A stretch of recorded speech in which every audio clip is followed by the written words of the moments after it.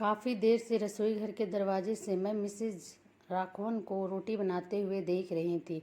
वे बार बार रोटी बेलकर पतली रोटी बेलने की कोशिश में रोटी बेलती और फिर बिगाड़ देती। हर बार आटा बेलन पर चिपक जाता था। झुंझलाकर उन्होंने मोटी सी रोटी तवे पर सेकने के लिए डाल दी तो मैं अपनी हंसी रोक नहीं पाई। क्यों भाभी जी, रोटी बनाने में बड़ी मेहनत करनी पड़ रही है, हंसकर मैंने कहा। आइए आइए, आप इधर कब से खड़ी हैं? आइए बैठिए, देखिए न, इतनी देर से रोटी बनाने की कोशिश कर रही हूँ लेकिन हर बार भारत का नक्शा बन जाता है। वह खिलखिला के हंस पड़ी। उनके हाथ से बेलन लेकर मैंने कहा, लाइए मैं रोटी बना देती हूँ। मेरी रोटी फूलते देखकर वह खुश हो गई थीं। क्या करें, हमसे तो रोटी नहीं फूलता। डॉक्टर ने डोसा पराठा उत्पम सब खाने से मना किया है। नर्सिंग होम में तो रोटी मिलती थी खाने में।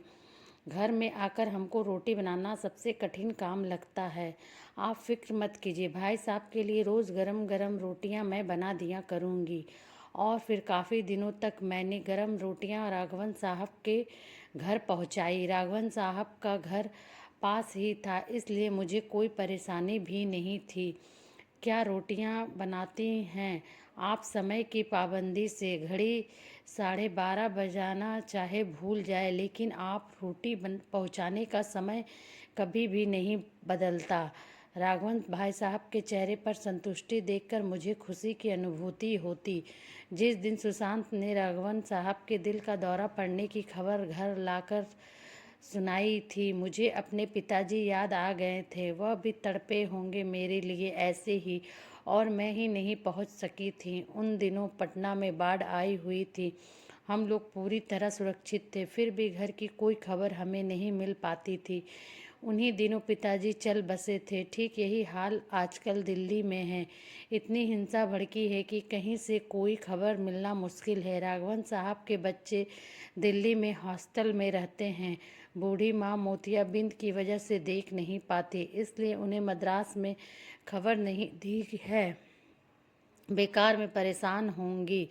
राघवन साहब हमारे पड़ोसी हैं। रिटायर होने में कुछ महीने की बाकी है, इसलिए ज़्यादातर छुट्टी लेकर ताश पट्टियों में समय व्यतीत करते हैं। हर वक्त उनके घर जमघट लगा रहता है, लेकिन जब से उन्हें दिल का दौरा पड़ा है तब से लोगों का आना जाना कम हो गया है। हाँ, पड़ोसी होने के नाते हम लोगों ने राघवन साहब की दवा, फल, नर्सिंग होम लाने पहुंचाने की पूरी जिम्मेदारी ले ली थी।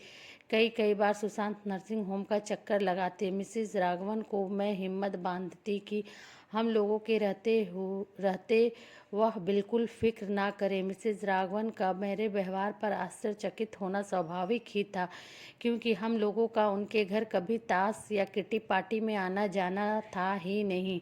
हमारा मिलना जुलना होली दिवाली तक ही सीमित था। राघवन साहब की तबीयत पहले से काफ़ी सुधर गई तो लोगों ने फिर उनके घर मजमा लगाना शुरू कर दिया था। रात के 12 बजे तक ताश की मंडली जमने लगी थी। चाय कॉफ़ी का दौर फिर पहले की तरह शुरू हो गया तो हम लोगों का आना जाना कम हो गया। उस दिन मेरी गैस खत्म हो गई थी। सोचा कि मिसेज राघवन के पास तो 2-3 सिलेंडर अलग से रखे रहते हैं और 2-3 पहले ही उनकी नई गैस भी आई थी। उनसे सिलेंडर मांग लूँ, 1-2 दिन में मेरी आ जाएगी तो वापस कर दूंगी। हालांकि कुछ भी ना मांगने का मेरा वसूल मेरे पैर आगे नहीं बढ़ा पा रहा था। फिर भी हिम्मत कर ली मैंने। मिसेज राघवन के ड्राइंग रूम के बाहर मेरे पैर ठिठक गए थे। अरे, वह रोटियां तो मैं कुत्ते को फेंक दिया करती थी और बदले में इडली और सांभर खूब भेजा करती थी। मिसेज राघवन की आवाज़ ने मेरे कदम स्थिर कर दिए थे। अंदर से आती आवाज़ें मेरे कानों में गर्म शीशा उड़ेल रही थी। कॉल बेल पर हाथ रखते ही अपना नाम सुना तो हाथ वहीं रुक गए। मिसेज चंद्रा तो लेखिका बनने का भूत सवार है। ठीक कहती हो तुम। वह खुद को ना जाने क्या समझती हैं। पूरा जाड़ा बीत गया, हम सब महिलाएं मिलकर धूप में बैठती हैं, पर उन्हें गपशप करने की फुर्सत ही नहीं। सुनंदा का स्वर था, क्या मिसेज चंद्रा की कोई कहानी छपी है कहीं? मिसेज नायडू मुंह में पान रखती हुई बोली, हाँ सुना तो है, स्थानीय पत्रिका में छपी है। कोई कविता, लेकिन कौन पढ़े। मैंने एक दिन मिसेस चंद्रा से कहा था कि हमारे लेडीज़ क्लब की मेंबर बन जाइए, तो पूछने लगी क्या होता है क्लब में। मैंने बताया 200 रुपये महीने सब सदस्यों से लेकर जमा करते हैं, और जिसके घर में महीने में एक बार ताश पार्टी होती है वहीं रुपए खर्च हो जाते हैं। चाय नाश्ते में तो मिसेज चंद्रा ने माफ़ी मांग ली थी, वह कहकर कि ताश तो मैं कभी खेलती नहीं, कुछ आता हो तो तब तो क्लब के सदस्य भी बने। हाँ हाँ हाँ, जोरदार ठहाके गूंज गए। हमारे पति तो सब पोथी पत्रा आग में झोंक दें, और नहीं तो क्या। एक एक आवाज़ जानी पहचानी है, लेकिन मुझे सबसे ज़्यादा दुख मिसेस राघवन की बातों से हुआ, और कुछ सुनने की हिम्मत मुझ में नहीं थी। खैर कुछ भी कहिए, आखिर उन्होंने भाई साहब के लिए बहुत दिन तक गरम गरम रोटियां भेजी तो, वरना वह तो किसी के घर बहुत ज़्यादा आती जाती तक नहीं। नीरा की बातों ने मेरे कदमों की चाल बढ़ा दी, और मैं उल्टे पैर वापस आ गई। घर में आते समय पोस्टमैन को देखा। शायद मेरी कोई रचना या कविता वापस आई है, क्योंकि लिफाफा वही है जो मैंने टिकट लगाकर अपना पता लिखकर रचना के साथ भेजा था, ताकि अस्वीकृति होने पर रचना वापस की जा सके। मम्मी, आपकी रचनाएं संपादक के खेत सहित। सुम्मी हंसी। फिर से कोई कविता या कहानी वापस आई है क्या? सुशांत ने पूछा। मेरी चुभन बढ़ गई। सोचने लगी सब मुझ पर हंसते हैं, क्योंकि मेरी कोई कविता, लेख, कहानी किसी पत्रिका में नहीं प्रकाशित हुई है। यहाँ तक कि जब पोस्टमैन जोर से लिफाफा ग्रिल के अंदर फेंकता है तो वह मेरे दिल पर चोट करता है। मैं क्या करूँ? एक दिन सब कहानी कविताओं में आग लगा दूँ तो किस्सा ही खत्म हो जाएगा। लेकिन एक छोटी सी स्थानीय पत्रिका में एक बार मेरी कविता छपने की सूचना मुझे मिली थी। उसी दिन से मेरा आत्मविश्वास बढ़ गया था। लाओ सुमी, देखें तो क्या है। सुशांत ने हाथ बढ़ाया। मेरे तन बदन में आग सी लग गई। सुमी के हाथ से लिफाफा छीन कर मैं अंदर आ गई। सफ़ेद रंग का मेरे हाथ का लिखा पता, लंबा लिफाफा। मैं समझ गई कोई कविता वापस आई है। सुमी की आवाज़ें मेरे कानों में सुइयां चुभो रही थी। हमें खेद है, हम आपकी रचना का उपयोग अपनी पत्रिका में नहीं कर पा रहे हैं। अन्यत्र उपयोग के लिए रचना वापस की जा रही है। वही रटे रटाए से कुछ वाक्य जो कहानी कविता की वापसी की अवस्था के बाद सुनने या पढ़ने को मिलते थे। तकिए के नीचे लिफाफा रखकर आँख बंद कर मैं लेट गई। बुझे मन से लिफाफा खोलकर देखने की इच्छा नहीं हुई।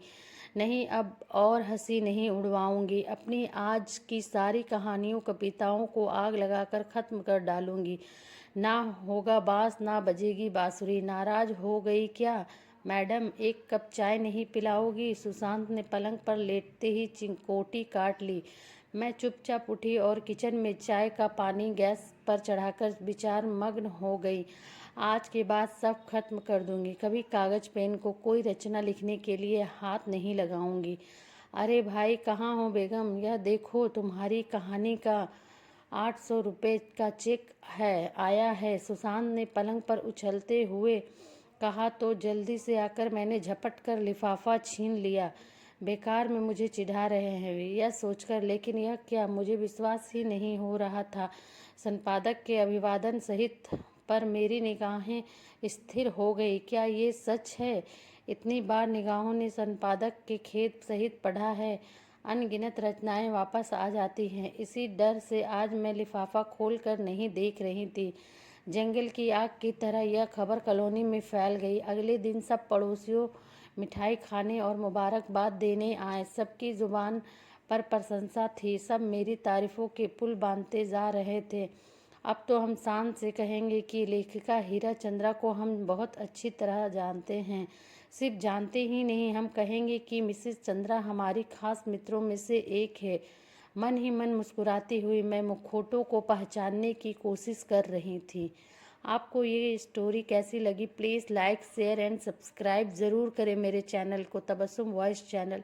अगर आपकी भी कोई स्टोरी है, कोई इस तरह की कहानी है, तो मुझे प्लीज़ सेंड ज़रूर करना, कमेंट करके ज़रूर बताना। Thank you.